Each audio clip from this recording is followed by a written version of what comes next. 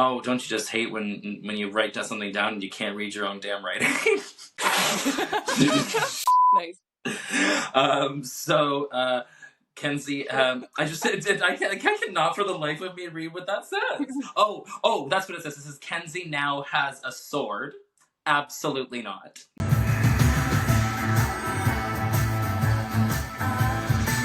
All right, hello everybody, and welcome to Lost Girl Rewatch with Scott and Stacie. I am Scott. This is Stacie. Usually I pause to say so she can be like, and this is Stacie, but the last 3 times I've done that, she's just been like. I feel like I just let you take it over. This episode of Lost Girl was called Fatal Attraction, spelt exactly how you think it is, with F-A-E at the beginning, because they can only go 1 episode without doing that, which was the last one, which was O Kappa My Kappa. This episode starts with you see Bo and Kenzi. They're like running away from like a kind of a cute house. I mean, it's out in the middle of nowhere, but there's like a nice little greenhouse or whatever, and they're running out of there, and all of a sudden, boom, the place blows up, and we see a skull come down, and Dyson has just pulled up in his car as well. One of the skulls bounces off of his car. Then all of a sudden we rewind, which I don't think actually on screen they tell you. It doesn't say like how many days, like whether this is like 2 days earlier or 24 hours earlier. But you know, it's kind of like a broken timeline. Like you're seeing what happens at the end, at the beginning of the episode. This is a pet peeve of mine in some TV shows, is when like you start off in like this really cool situation and then it goes 2 weeks earlier. I'm like, no. I was gonna ask how you feel about that. I was fine with it in this case because they kind of, without saying, because they didn't put a banner on saying like 2 weeks or whatever. It was like it happened without me realizing it. So I was like, oh, okay, I'm already in it. It's fine. So Bo is sleeping. This is after Bo walked in on the last episode with Dyson and with another girl in that bar.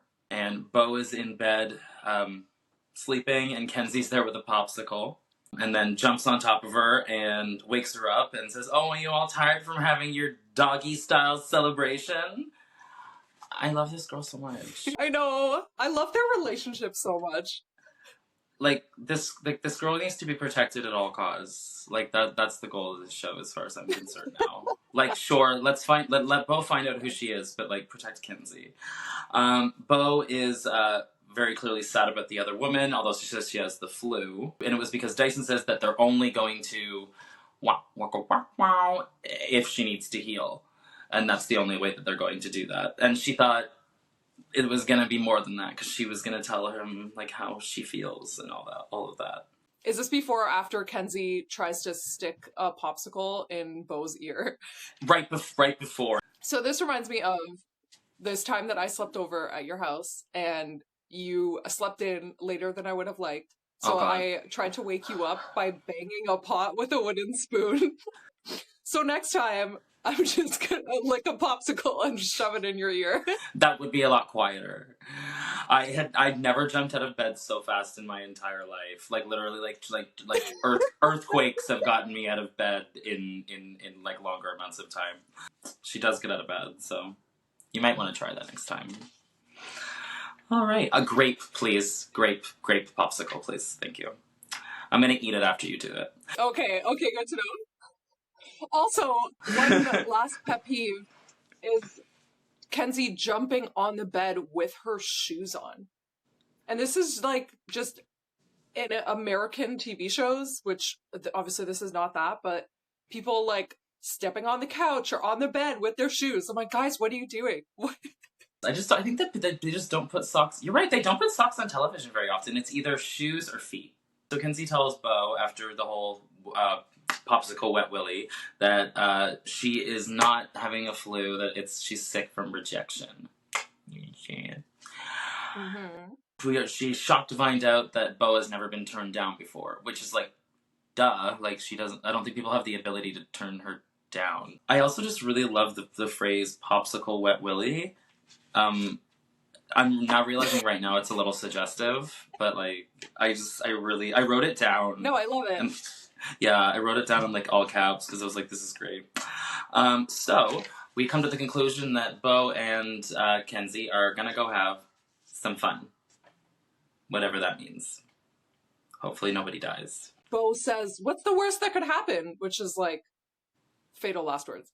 Yeah. Fatal attraction. You see what I did there? Oh. So, we go to the cop station, where we don't know what Bo and Kenzi are doing yet, and Dyson is getting attitude from a perp who, like, that perp? So he was getting attitude from this perp, and then he decides to dislocate that perp's arm. He's acting more irritable than usual. Yeah. Which is already irritable to begin with. Yeah, but at least he did snap it back in. Like, he's not a monster. Well, I mean, anyway. And then after that, on his way out, Hale asks if he has fleas. It's funny because he's a dog. I didn't even pick up on that. I've been, like, finding... It comes up later as well. Like, at least so far, I have only found Hale to be annoying. Yeah. He says something later in this scene that, like, you're gonna be my wingman now because I'm always stuck with the ugly girl or whatever, and I'm like, Hale! Yeah, what? I was like, what? He has such an awful sense of humor.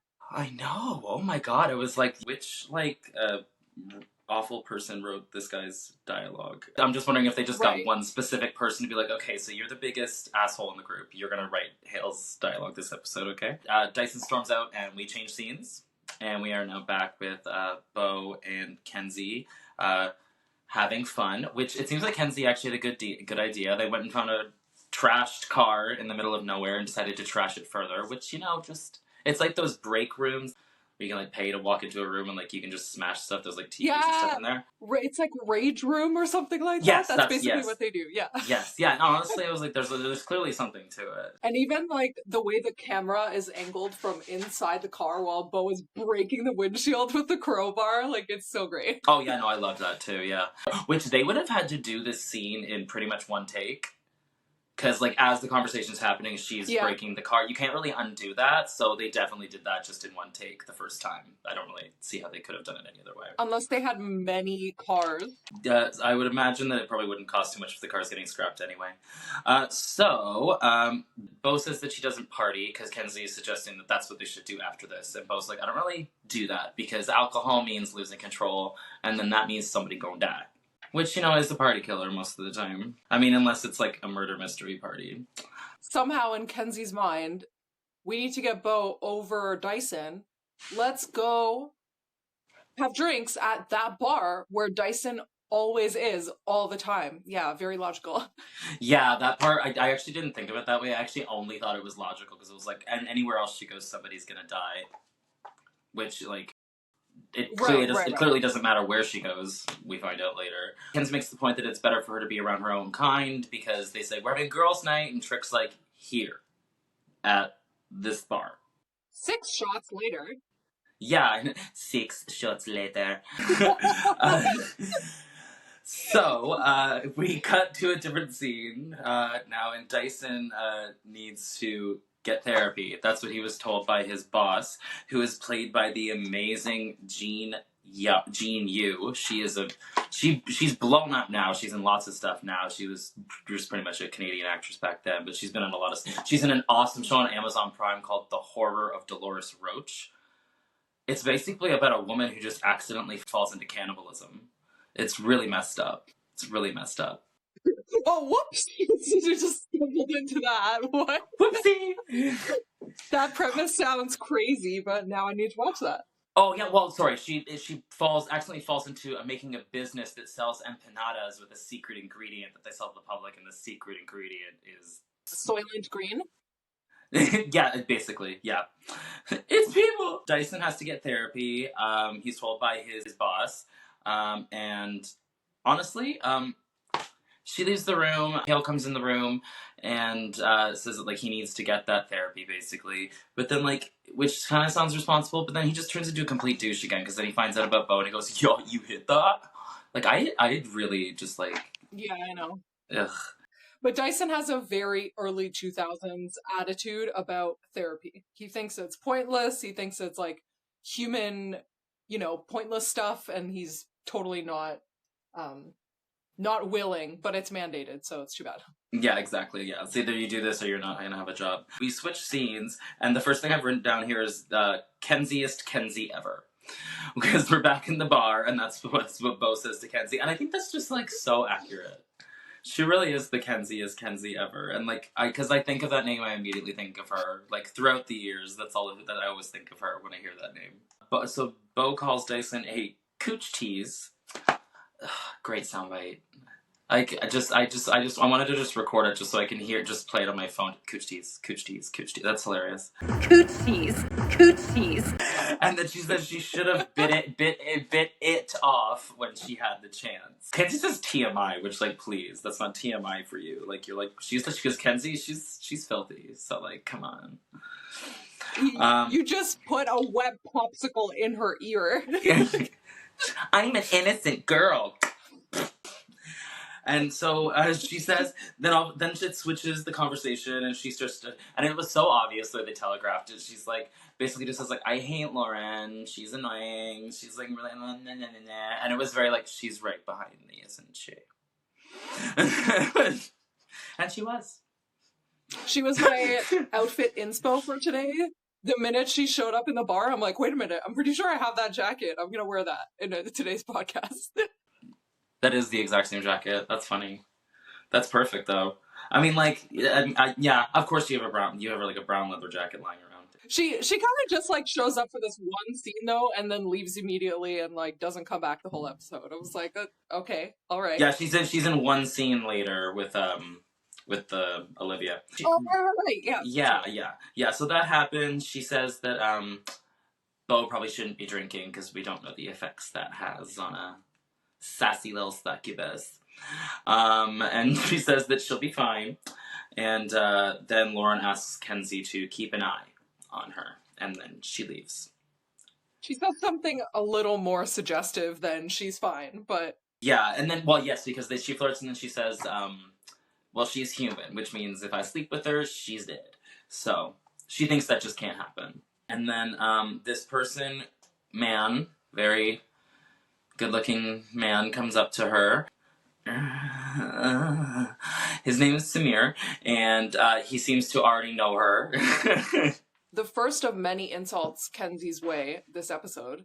He tells Bo, you shouldn't be drinking alone. Like, Kenzi isn't even there. Like, she just doesn't exist. I'm like, poor Kenzi. Which tells me that Fae can just sense or smell or detect a human the second they're around one. They don't need to be told that they're human. That's a good question. Yeah, she's just like, they're human. They all just seem to know. I wonder if it's because they just know their community so well. So, like, what if they don't recognize someone? Because we know, like, Dyson can smell a human, but I don't think all the Fae have, like, a smell ability necessarily, as opposed to, like, some other kind of, like, maybe just sense. Yeah. And sorry, there's one other thing I forgot to mention before Samir walks up to them. Bo says that this guy has chi to spare, chi to burn, is what she said. And that's the first time they use the word chi. Which, if anyone's unfamiliar, it's like in traditional Chinese medicine or in martial arts, it's a word used to describe energy, basically. The word will come back around, but I noticed it's the first time it comes up. Yeah, it's also used in video games for your energy level if you're playing anything like anything based in China, or even a lot of Japanese games they use it too. Samir says that he and his wife would like for Bo to come back to their place, and then you see like the lady just sitting over there like looking at you like that couple on vacation that's like, hey, you You sound like you're speaking from experience. I don't know. Yeah, actually, yeah. No, now that I think about it, so. They want to come back. She says, I don't really think so. And I can't remember if he mentions what his wife is in this scene right off the bat. He does, and of course, I wrote it down. Okay, so he calls her an Ireness. So these are fearsome deities of vengeance and justice, and they come from Greek mythology. He also calls them Furies. That's the word they use for the rest of the episode, Furies. I was thinking if it was similar to a harpy. I don't know what a harpy is. They are supposed to symbolize the inescapable consequences of one's actions. So this is where my research actually made me more suspicious of a character than I was before. So what they do, usually it's like adultery, which, will come up in this episode. But if people break some sort of like societal law, the Fury will come after you and like get revenge. So I'm like, oh, I'm a little worried about our unaligned succubus right now because she's going against all the societal laws. So maybe this woman has something out for Beau specifically. It doesn't end up going that way. But another, just something I want to note is that they don't kill, according to the folklore. They drive their victims to insanity. So they create like hallucinations or psychological torment. We'll come back to it. Sorry, now I'm just picturing the Grinch where he's just going psychological torment. Just constantly in their head. Like, yeah, it's more like you're gonna die alone as opposed to like So she says no to Samir and the Fury. Oh, and a harpy is one of those things with like talons for legs and it's got wings for arms, and it's usually like a pretty lady, but she's got like bird wings. So anyway, she says no, and then Kenzi calls her. She's like, "Are you a succubus or a succubust?" Even after Kenzi's been like seriously insulted by these people, she's like, "You should totally go sleep with them. What are you doing?" And succubus sounds sexual anyway. It's just some background. Yeah, like what Dyson did. He succubust. And then Dyson arrives in the bar, and no hello between the two of them. They are not speaking. They sit down and just like kind of stare at each other for a second, and Beau's like, okay, well fine, I'm gonna go. And then she gets up and immediately walks over to the couple on vacation in Cuba and is like, okay, yeah, let's go home. We cut to them immediately. They decide to go to Beau's, which I think was smart of Beau to not go back to their place. They go back to Beau's, and then the song called Boys Wanna Be Her by Peaches, who is Canadian. And that song is a theme song it's a theme song for a show. I've heard it in lots of stuff lately. I love that song as well. How uncomfortable were you during this scene?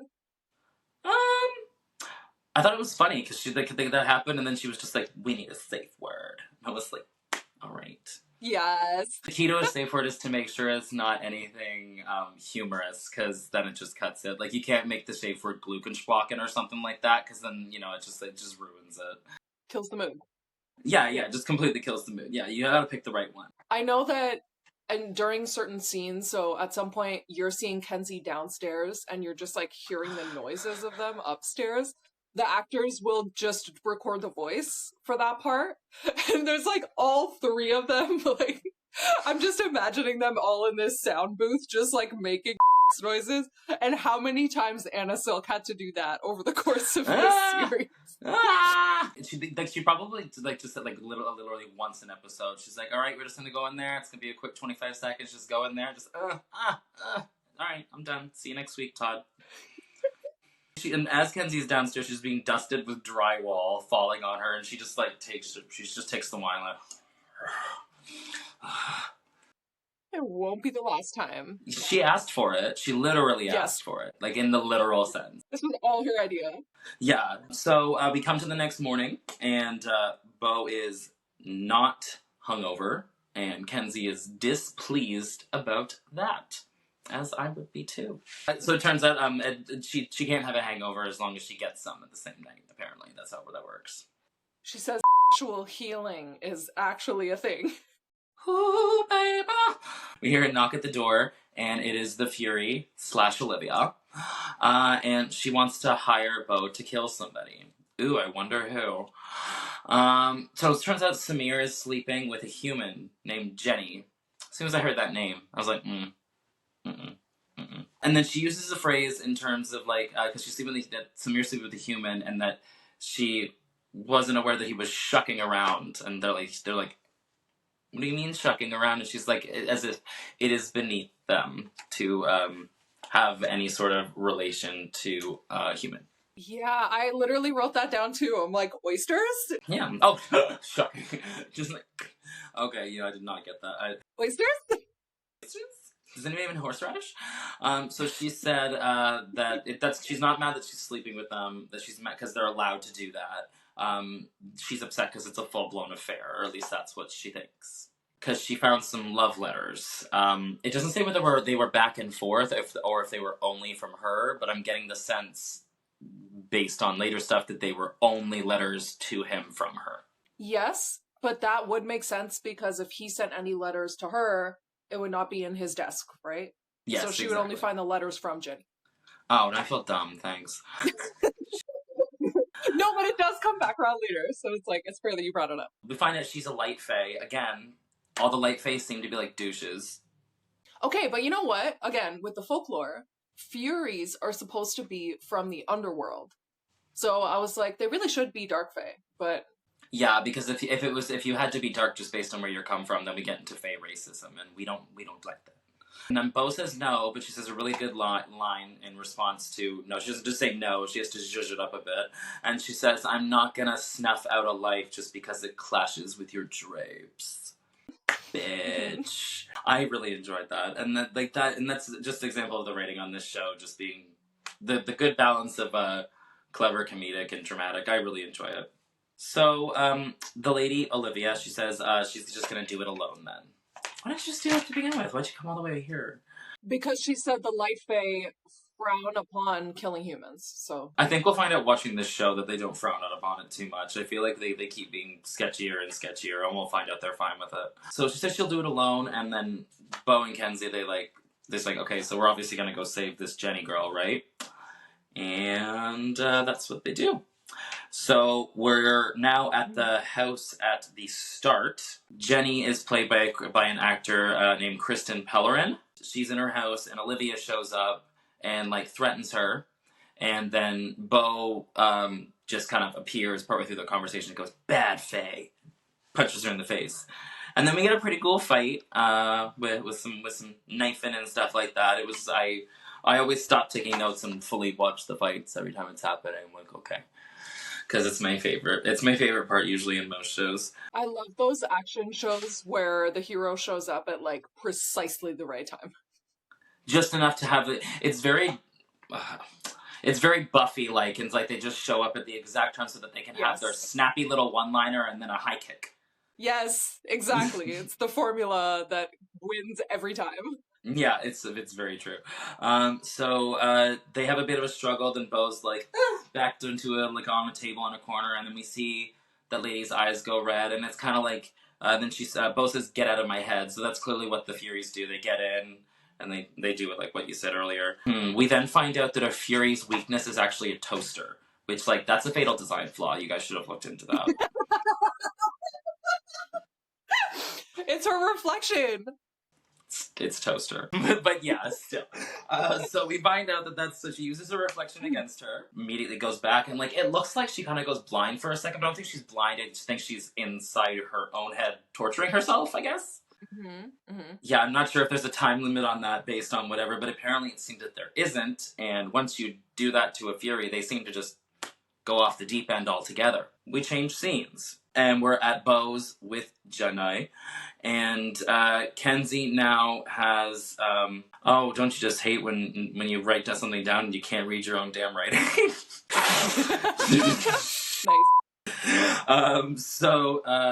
Kenzi, I cannot for the life of me read what that says. Oh, that's what it says. It says Kenzi now has a sword. Absolutely not. She got it at a pawn shop. She should not have a sword. And if anybody, she should not have a sword. I do not trust her with it, and she should not have it. I love how in this scene she's projecting clearly some breakup that she's had in the past over whatever situation is going on right now. And she's like, is he just gonna leave you without saying goodbye? And it's just while she's playing with the sword, and you're just waiting for it to slip out of her hand and do something awful. Yeah, we're hearing what she's saying, but what she's really saying is, "Hey, screw you, Kyle." So Bo is saying that she's gonna try and just fix the situation, but they need to keep Jenny in the dark about all of this because though she doesn't want to pick a side, she has no desire to piss off the Ash any further than she already very much has. Right. She says we need to, like, protect our life now. Yeah, when this makes Kenzi unhappy, you could tell from the look on her face she was not happy about that, and that she needs to be informed, which it ends up being the right choice. So we change scenes. Dyson's sitting in therapy. This whole scene is cringe. Yeah, and the therapist is not impressed, although he does read her to filth. It's not like he's figuring it out on his own. He's just smelling what she ate yesterday. I know, this is all happening, and he's just like, lady, I can still smell the that you took in grade 7. Don't try me. So he reads her to filth, basically, says that she has a pill addiction, all this other stuff, and then he says, shot in the dark right before she says that, and then she stands up, and she reads him the hell down, and then she goes, shot in the dark. Yeah, she's like, you're waving your man stick, trying to overcompensate because you finally feel vulnerable. Big manly nightstick, which I'm sure she uses that a lot because she's a therapist to police officers. So Beau's at this gorgeous house. So we hear a scream at the door, and the door is locked. And so Beau decides to break in, but now that she comes in, it appears deathly quiet. And we're gonna pause there and take a little ad break, just in case we need to, and we will be right back. Oh my god! Total 911! Goblins have stormed our kitchen and they are eating our sugar pops! Tell them the milk has gone bad. Was someone kept up late by a little dog style celebration of love? A little ow, ow, ow all night long. I want all the hairy details. Welcome back to Lost Girl Rewatch with Scott and Stacie. I'm Scott, that's Stacie. Or up here or over there, whichever direction she's gonna be in when she does this, or maybe down there if it's the phone posting. I'm not sure. We'll see. We get. I am everywhere. Stacie everywhere all at once. So we get in there, but the Fury pops out of nowhere. Olivia, she's in the house. She's very disheveled. She's got blood all over her, and then she calls her Beau a name. That we're not going to say, Yeah, a rude maiden name. And on the way out, she, just a little cut on Beau's hand. Beau is exploring the house, and she comes into this living room to a chair, and then she's looking at the chair, and she gets her phone, and she's like, Kenzi, call Dyson. People are really losing their heads. I was like, oh, God. Cool makeup effects, though. We just see this guy's, like, gory, decapitated body on this chair. It's, like, really gory. I think it's one of the most, like, violent, like, it's a very short scene, but you just get, like, a glimpse of it. I'm like, oh, okay, yeah, they went for it. Ooh, woo. Yeah, so he's dead. I'm immediately suspicious of Jenny. I was suspicious of Jenny almost as soon as she showed up. She just has this way of talking. It's like, be careful when you're walking over there. Like, I don't, like, she doesn't say that line, but she just has, like, this way of talking that's very, very unsettling and too calm. It's too calm. Jenny starts crying about what happened. Kenzi's immediate, like, I'm out. She doesn't deal with that. She's like, I don't really deal with hysterical, so I'm just gonna... We hear running, we hear a door close, we hear a car start, she's gone. Then Beau decides to touch her for a second to take away her sadness, which I'm not sure if that's the right choice. I guess maybe just so that she can stay level-headed, but I don't think that was the right choice to take away someone's sadness. Like, sometimes you need that. I don't know. That's a very interesting take. Well, I noticed this is the first time that Beau has done that, to, like, try to alleviate someone's, like, suffering. And yeah. I also noted that she was touching Jenny. Jenny has a blanket wrapped over her. So she's not even making, like, skin contact. I don't know if I really noticed that before, but whatever she's able to do, she doesn't have to have, like, skin-on-skin contact. Well, she did sleep with two Fae the night before. I'm wondering if that maybe, like bumped up her powers a little bit. Oh, okay. That's a good theory. But whether you're going to find out that it was a bad idea anyways, because...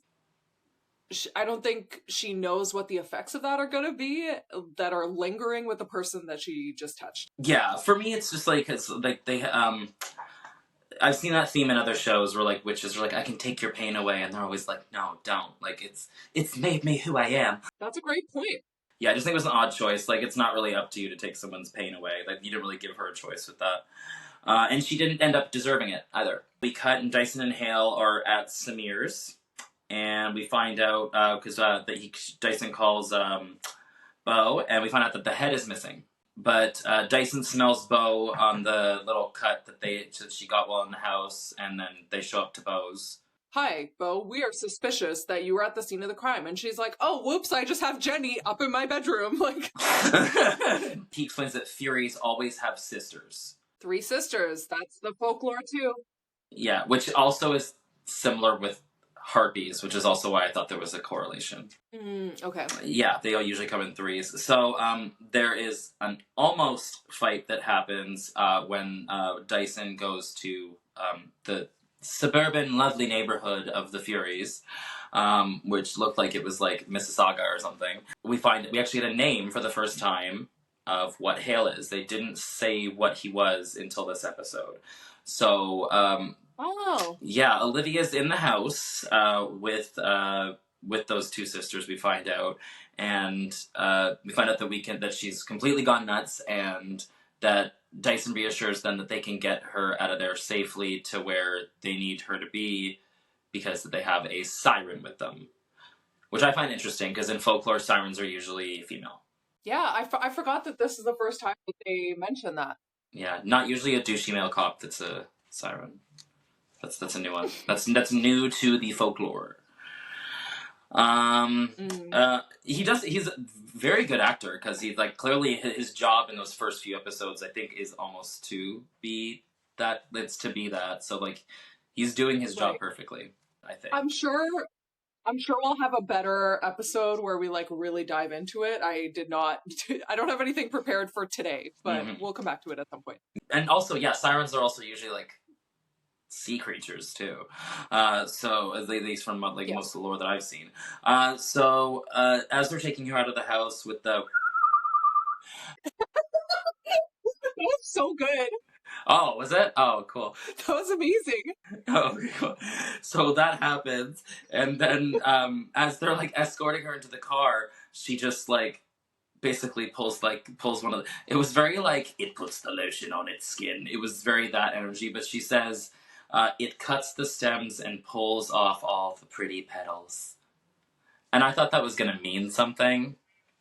It didn't. You took note. Yeah, I took note of that because I was like, that sounds like way too specific. This is what happens when you watch too many mystery shows. You're like, everything means something. Jenny's being weird again because Bo goes upstairs and Jenny's like trying on her clothes, being like, I just wanted to see how it feels. You're just so confident and so pretty. Like, we can already tell, like, oh god. She might as well be brushing her hair 100 times and smearing her lipstick. It was just, like, very, very, it was so scary. And Bo tells her that, to be clear, not cruel, but clear, you staying here is temporary. And she's like, yeah, I know. Like, she's just got that head tilt psycho like thing going very well with her. Like that actress is good because it's not supposed to be like immediately obvious either. She's like, it's like crazy on the down low. Yes. It's very good. So she gets a call from Dyson, and Dyson says you need to get your ass down here because they have Olivia at the compound, and the Ash wants an explanation, so she needs to get her ass down there. And Bo tells Kenzi that she has to tell Jenny that her crush is not going to happen and to let her down easy. When Bo touched Jenny, she actually made her have feelings for her. But you'll also find, I'm sure we'll get to it at the end, like the conclusion that Jenny's obsessive to begin with, and like having succubus energy was not helping that situation. No, not at all. That's what I mean. Like we find out later, like that's like she was already predisposed to it. Like she just ended up turning her up to 11, basically. We cut to the compound. And the Fury / Olivia is with Lauren, Ash, and Dyson and Bo. And Lauren is doing the thing that doctor actors do. They put flashlights in people's eyes.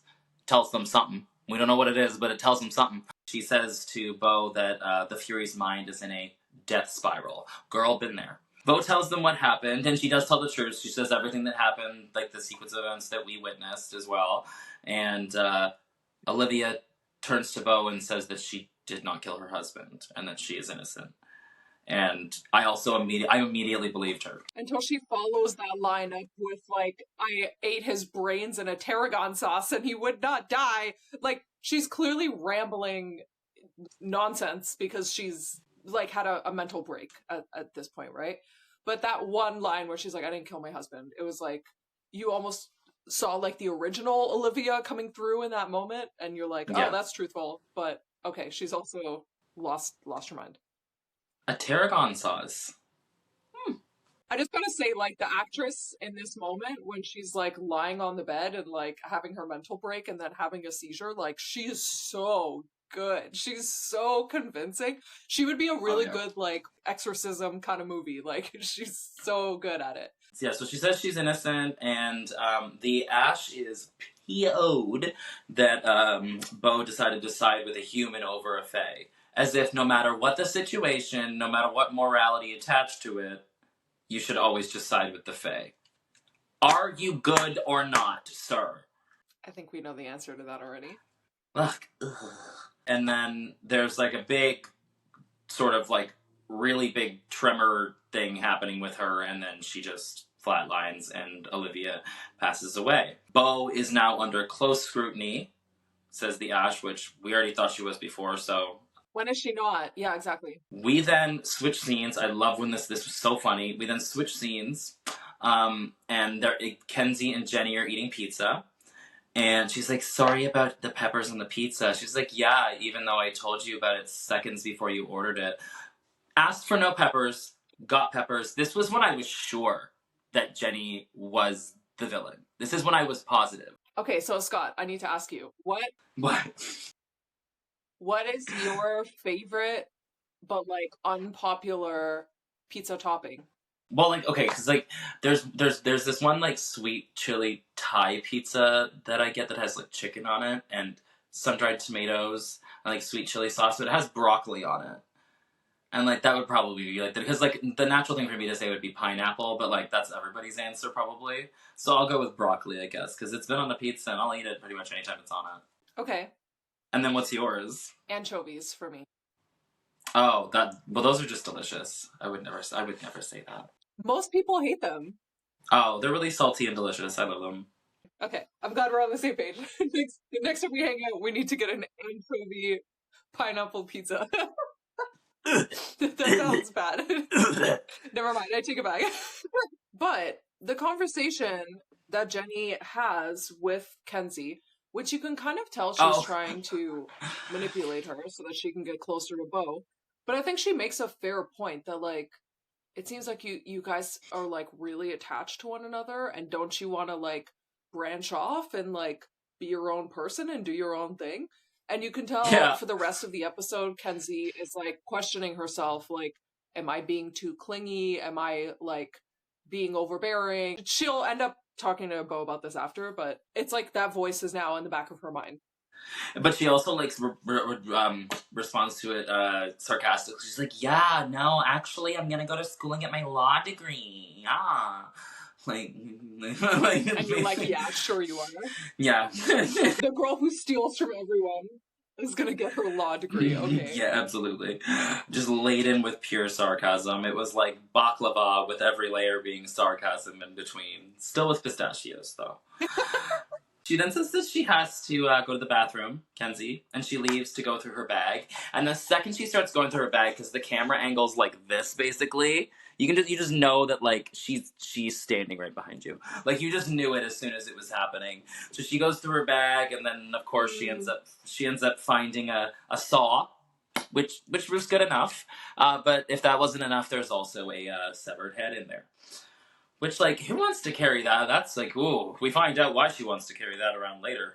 So, she knocks out Kenzi, and then she picks up the head, and she's just like, mine. So, Bo's home, she gets a call. Turns out that Samir had a previous run-in with the police. Not that he has a record, though. It is Jenny that has the record. So it turns out that this wasn't what we thought it was, although we're kind of getting an inkling at this point, that, Samir said to the cops that Jenny was obsessed. I have a feeling now that we're finding out that Samir did not write any letters back to her except maybe to say, leave me alone.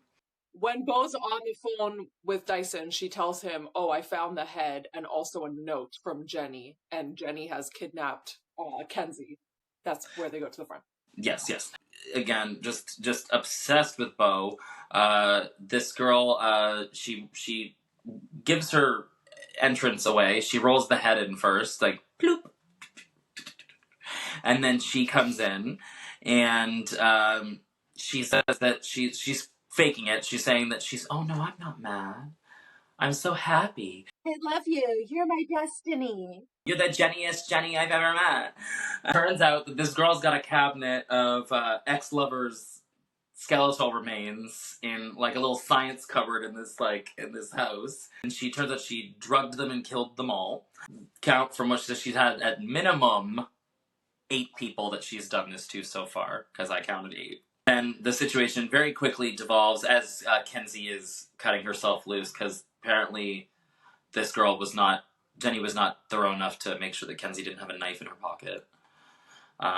So Kenzi got the knife and she's cutting herself out of this rope while this is happening. And then we find out that with a pretty good line delivery, actually, she's like, anyway, it doesn't matter now. And then she picks up like this thing that looks like a detonator. And Beau's like, what's that? And she's like, you'd be surprised what you can find out on the internet. And I was like, oh, that's pretty good. That's pretty good.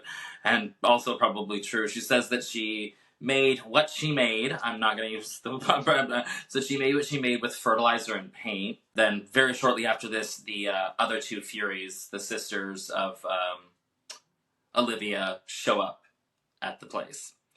Kenzi has, I believe, freed herself at this point. So this is all happening and a fight happens. It ends up being, like, finished by Beau using bug spray on the Fury. Which, again, toasters and bug spray. Like, this is what I'm saying. Like, these like... I don't know, like, it was some sort of aerosol can that she sprayed directly in her eyeballs, whatever it was, WD-40 or something. I was just literally meant to be like... I mean, that would take anyone down.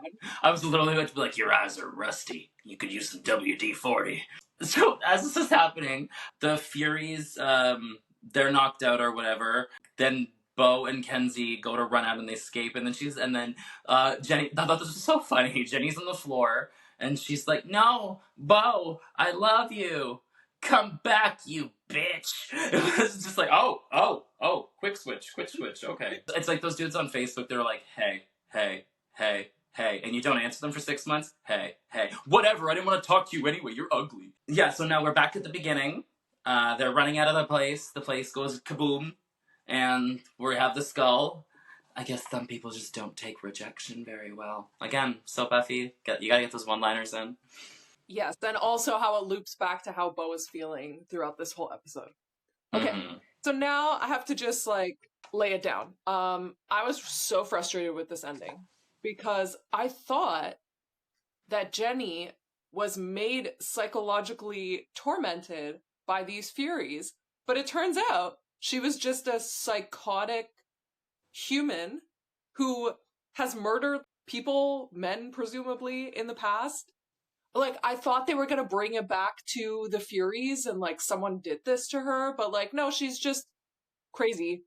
I don't know, it just really bothered me, because it's just, like, the crazy woman trope, I guess. Like, it just seemed, like, kind of not inspired. I don't know. Yeah, if the show was called Woke Girl, this never would have happened. What? because nowadays in shows, if someone was, like, crazy, they would, like, rehabilitate them, and they probably wouldn't even use the word crazy nowadays. Like, that's what I'm saying. Like, it was not very 2020s of them. Well, she was like a obsessive serial killer. And also, Olivia mentioned that at the beginning, when she was trying to hire Beau, that she was like the florist at some event or something. Yeah. So she's a florist, but she's also a serial killer. Like, where does she find the time to do that? I don't think being a florist takes up that much of your time. Like, you're up at 5 a.m., but I think you're done by, like, 3, so I'm sure she'd be fine. I'm making a lot of assumptions. We are now at the bar, and this is where Kenzi expresses that she's worried that she's too clingy, and this tugged on my heartstrings. She's like, I'm not like that, am I? This was my favorite part about the show kind of coming back around, because Kenzi's starting to grapple with her identity of like being the one human in this world full of Fae who like barely even recognizes her existence. Yeah. It's just, she's always just like underestimated and in the background. Yeah. So that was the part that kind of redeemed this episode for me. So, because I remember saying last episode, I did like this episode slightly more than the last episode. Although I really enjoyed the part about the mythology where he goes straight for the butthole. I've reposted that clip so many times. She says that she's worried that she's too clingy, and Bo says, "You make me want to be a better Fae," and it's like, but also really, really cute. So cute. Yeah. Dyson shows up, and they go aside for like a little conversation, and Dyson tells her that because Bo's worried that like the Ash is pissed about what happened, but Dyson has covered for Bo by saying that they both showed up there at the same time and it had already happened, and like the Furies were already dead, which like I'm sure the Ash isn't stupid. I'm sure lying to him doesn't go very well for anybody. So right as like Bo's leaving to go have this conversation with Dyson now, Kenzi goes to like get up and Trick's like because it turns out apparently she stole some sort of very special booze to him, which doesn't lead to anything. He's just like, how about you stay here and I tell you a very long, boring story about how important that booze was to me and why you need to bring it back to me right now. You have a good old-fashioned lesson. And there's nothing worse than a lesson when you're drinking. It's cute though, because you can tell that like I think both Dyson and Trick have a soft spot for Kenzi, even if they can't figure out why yet. But and they're getting a rapport. Yes, exactly, and that's starting to build at this point. You can tell that at this point, like Trick's just kind of been waiting around for this prophecy to happen, and I think he's become like really cynical and also very focused on that. And now he's realizing that like there's real people involved in this. And I think that he's going to end up being like a lot more softened to that. Bo says that Dyson is right. You shouldn't have a relationship with basically someone that you work with, because basically she's just like you're essentially my colleague at this point. She's saying that like you shouldn't mix those two things. But then 2 seconds later, Dyson's like, yeah, that's what I was just saying. But like like anytime you want to bang, I'm still here. You can tell this is not gonna stick. She even uses the word friends with benefits. Okay. Mm-hmm. And that they can just, have it for fun too. And then she says, do you want to go back to my place or yours? Do you want to get friendly at my place or yours? Yeah, and you can tell, like, it's just like, okay, like, they're both fooling themselves at this point, which is proven when we go to our final scene. Yes. And he's sitting there silent again, but then he does a sort of sigh, and then he goes to the therapist that he's with now, and she perks her head up because she can tell he's about to say something, and he goes, so there's this woman. And then that's the end of the episode. Oh my, I find myself saying phrases to myself in the tune of that. Like, I'll be walking, and I'll just be like, it is so cold out. Ding! Like, I'm a complete loser. The end of this episode was so dramatic. I loved it. So there's this woman. But yeah, the friends with benefits thing is like doomed to fail. Yeah, but it's got to add to the drama of the story. Yeah. And, but he's opening up. I feel like if he was just faking it to get through it, she might be able to tell. But I'm surprised he didn't try. It seems like because he's opening up and being honest right away. So I wasn't expecting that from him yet. True. But we also don't know what he said to her. So yeah, that's true. So there's this woman, and she's a total like, it just immediately goes off the deep end the second we're not watching. Like, she's like, whew, that was sexist. Yeah, and honestly, just in general, like, my total thoughts on the episode was, like, so far for me, like, the first 2 episodes were, like, really, really strong. The third one was, I feel like I'm biased because it was just, like, the sorority thing, but the third one I was like, this one got better. I'm excited to see when this kind of, like, because we know that, like, a lot of TV shows like this, they do, like, a sort of, like, a thing per episode, but we know once it starts to get towards, like, the end of this first season, there's definitely going to be some sort of build-up happening, and it continues. So I'm excited to see how this, like, culminates at the end of the season, and what cliffhanger we're going to be very obviously left on. I'm just looking up because I don't remember how many episodes there are in the first season. 12 or 13, I think. I just bought the season on Apple TV. If anyone is having difficulty finding out where to watch the show in Canada, it's available on Apple TV. 13 episodes on season 1. No. They give them so many more episodes after the first season, like all the way until the final season. It's like they really load them up. Yeah. Yeah, because bear in mind they recorded this whole first season and they don't know that it's going to become a cult classic very soon. But we're not even close to halfway through season 1 yet, so there's still a lot of things to unfold. And you don't remember any of it, so I'm very excited. No, not at all. Like I remember. I guess it's just because it's the most recent, but like I remember like the actor that like plays one of her parents, and I remember like ish how that goes, but like towards the end of the show. But like that's pretty much like where it stops. I just know that seasons like 2, 3, and 4 are gonna be complete. I have no idea what's going on. Oh, I can't wait! I cannot wait! It's gonna be so much fun. Yeah, no, I'm excited to see what happens towards the end. But yeah, that just about wraps it up for season 1, episode 4 of rewatching Lost Girl Rewatch with Scott and Stacie. And we cannot wait to go over episode 5 with you. We are going to be recording slightly more often, I believe, with this next one, so we might have more of a faster roll with these next 2 episodes. So yeah, stay tuned, everybody. Yeah, we took a little break for the holidays, but we'll have lots of content coming up for you very soon. Thank you guys so much for watching, and we'll see you in the next one. Yeah. Bye, everybody.